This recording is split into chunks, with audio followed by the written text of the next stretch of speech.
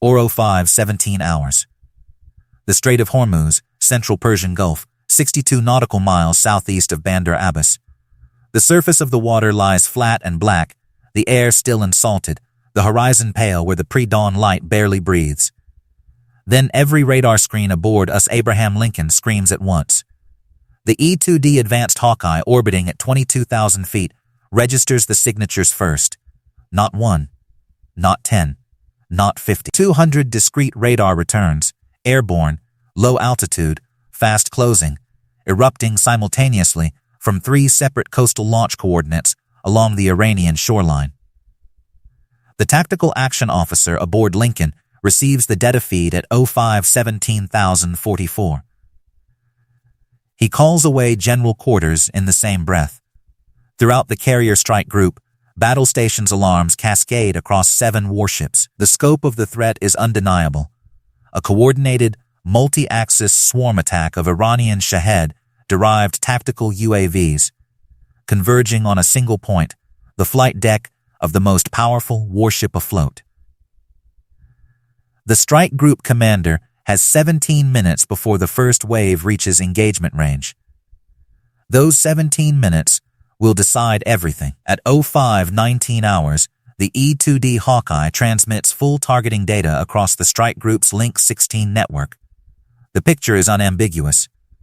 200 contacts, divided into 4 attack corridors. Inbound at approximately 115 knots, altitude between 50 and 200 feet, deliberately wave skimming to compress radar detection time and defeat early intercept geometry. The Iranian tactical design is clear: overwhelm defensive capacity through sheer numerical saturation. Make the math impossible. Force gaps. Find the carrier. The strike group commander activates the layered defense plan. 3 layers. 3 opportunities to kill the swarm before it reaches the ship. He does not wait for political authorization. The rules of engagement are explicit. The threat is declared hostile. Every asset in the battle space goes weapons-free. At 05:21 hours, 4 FA-18F Super Hornets from VFA-11 Red Rippers launch from Lincoln's bow catapults in rapid succession, afterburners splitting the pre-dawn sky. Each aircraft carries 6 AIM-120D AMRAAM missiles. Active radar-guided, effective beyond visual range, with a maximum engagement envelope exceeding 100 nautical miles. The Super Hornets push outbound at 600 knots, descending to 800 feet, vectoring into the threat corridors.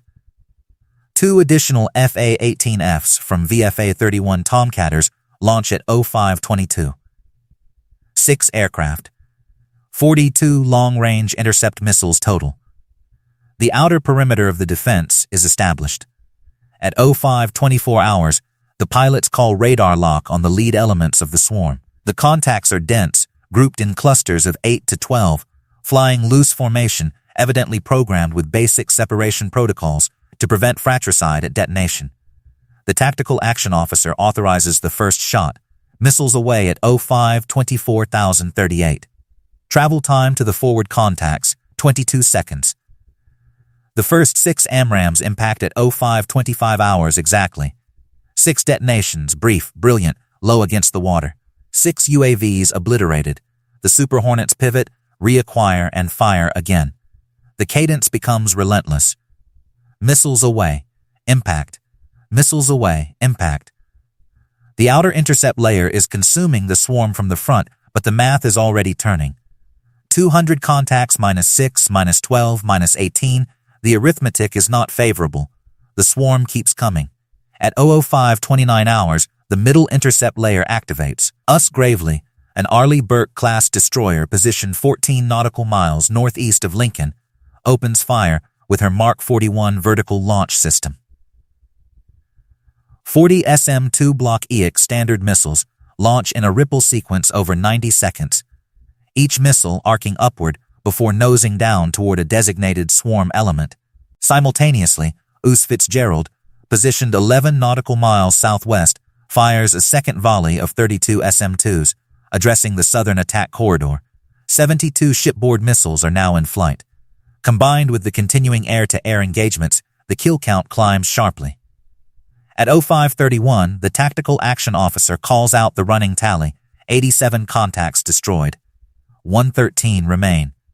Distance to Lincoln, 34 nautical miles. Time to hull impact, 9 minutes. The outer and middle layers have degraded the swarm but not broken it. At 05:33 hours, the first group of surviving UAVs crosses the threshold where the Super Hornets can no longer safely engage. Too close to the carrier, the geometry of intercept now hazardous.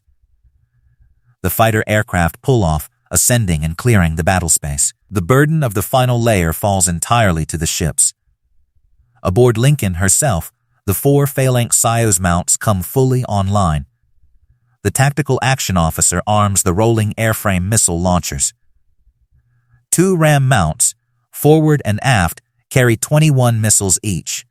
Every second counts now. The surviving swarm is 18 nautical miles out and accelerating into terminal attack profiles. At 05:34 hours, the engagement climax arrives without warning or mercy. The sky erupted. 51 UAVs in the final wave, all that remained after the outer and middle intercept layers, compressed into 4 distinct attack corridors and pushed their terminal runs simultaneously.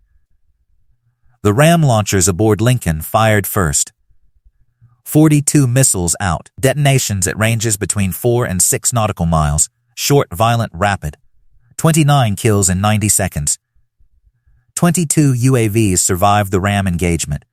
They were inside 3 nautical miles now, waves skimming at 50 feet, closing at 130 knots. The phalanx size mounts opened fire, 4 systems, each cycling at 4,500 rounds per minute, generating overlapping fields of 20mm tungsten destruction across every bearing that mattered. The sound was indescribable, not individual shots, a continuous mechanical scream like industrial machinery tearing apart. Tracer lines slashed across the pre-dawn water in every direction. 17 more UAVs shattered in the first phalanx engagement window. Hulls and rotors and fragmented warheads rained into the Gulf. 5 survived. Then 4. Then 2, both destroyed simultaneously 1.1 nautical miles off the port bow, their debris plumes rising briefly against the lightning sky before collapsing into the sea. 0 UAV impacts on us Abraham Lincoln. The final exchange had lasted 6 minutes and 40 seconds. The running tally was complete. 200 UAVs launched. 200 UAVs destroyed across 3 defensive layers. The strike group had expended 42 AMRAAM missiles, 72 SM-2 missiles, 42 RAM missiles, and approximately 14,000 rounds of 20mm ammunition. Not a single Iranian warhead had reached a U.S. hull. Total elapsed time from first radar contact to last intercept, 17 minutes, 4 seconds. 17 minutes and 4 seconds after initial contact, silence returned to the strait, an uneasy, electric silence, the kind that follows violence at scale. Damage control teams swept every inch of Lincoln's weather decks and flight deck. The assessment was rapid and conclusive: 0 structural damage. 0 personnel casualties from direct UAV impact. 3 sailors sustained minor injuries during the general quarters sprint to battle stations, twisted ankles, 1 laceration. The flight deck remained fully operational. The destroyers Gravely and Fitzgerald reported equivalent status: 0 damage, 0 casualties. The frigate US Constellation, positioned as a screen element 18 nautical miles north, had engaged and destroyed 11 UAVs with SM-2 and rolling airframe missiles independently and reported no damage. MH-60R Seahawk helicopters from HSM-75 launched at 05:41 to conduct post-engagement reconnaissance of the debris field. The assessment of Iranian material losses was documented methodically across a 40-square nautical mile impact zone. 200 UAV hulks confirmed destroyed, the majority impact fragmented beyond individual identification. Search and rescue protocols, activated as a precaution, found nothing requiring rescue. The water held only wreckage. By 06:15 hours, the strike group had resumed normal operations. Lincoln's flight deck, launched a routine aircraft recovery cycle as though the previous 17 minutes had been a training exercise. They had not been. The tactical lessons were immediate and unambiguous. The Iranian swarm doctrine, mass numerical saturation to overwhelm finite defensive ammunition, had encountered an adversary whose layered architecture was specifically designed to defeat it. Each layer of the engagement had consumed swarm elements efficiently, distributing the intercept burden across platforms and weapons families rather than relying on any single system. The outer air-to-air layer degraded the swarm's mass before the expensive shipboard missiles engaged. The shipboard SM-2 layer addressed the middle-range threat corridor where electronic and kinematic discrimination was most effective. The inner layer, ram and phalanx, served as the final residual kill mechanism for the minority that reached close range. The design assumption embedded in Iranian swarm doctrine is that no carrier strike group can generate enough intercept missiles to address 200 simultaneous threats. That assumption contained a fundamental miscalculation. It failed to account for the compounding effect of stacked defensive layers and for the extraordinary lethality of terminal systems like the Phalanx SIS operating in fully autonomous engagement mode. Strategic ramifications cascaded outward within hours. The Iranian attack had been conducted with full government awareness.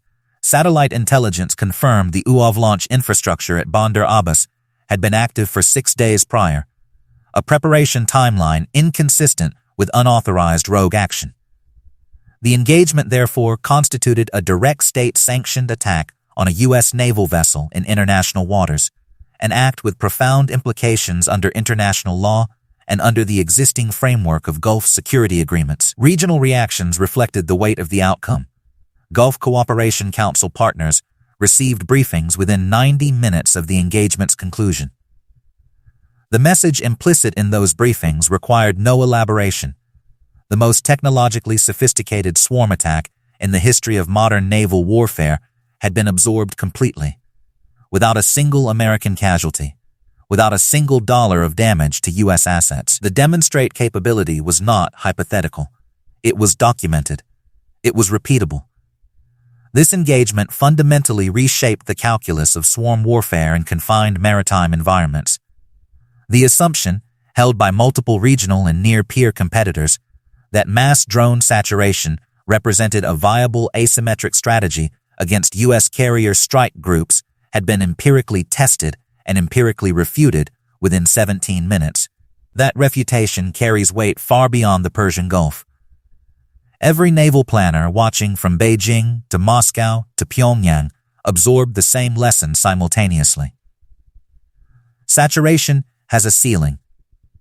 Layered defense does not. The implications for future Iranian strategic planning are equally significant. The material cost of the attack, 200 UAVs representing substantial manufacturing investment and operational preparation, produced zero measurable result. The political cost, conversely, was immediate and severe. The engagement provided the international community with unambiguous documentation of Iranian state aggression against a U.S. naval vessel in international waters, documentation that carries distinct legal and diplomatic consequences with no expiration date. In 17 minutes and 4 seconds, the United States Navy absorbed the largest drone swarm attack in recorded naval history, destroyed every single threat vector, suffered zero casualties, and resumed normal flight operations before the wreckage stopped burning. The strait remains open, not through diplomacy, not through deterrence alone, but through the demonstrated, documented, and unrepeatable proof that American naval defensive architecture is exactly as lethal as its architects designed it to be.